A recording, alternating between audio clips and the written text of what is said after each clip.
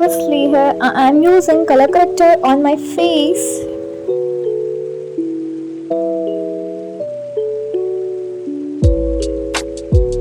Next, I am concealing my under eye hairs with foundation. Use your concealer for the highlighting areas.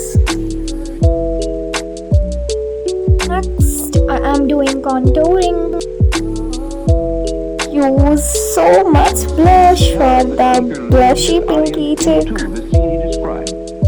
Choose pink eye base with the floppy brushes and set with the pink eyeshadow powder and blend. Then you just have to use your glittery like shimmery particle look. Placed false lashes. Use lip gloss for the plumby lips.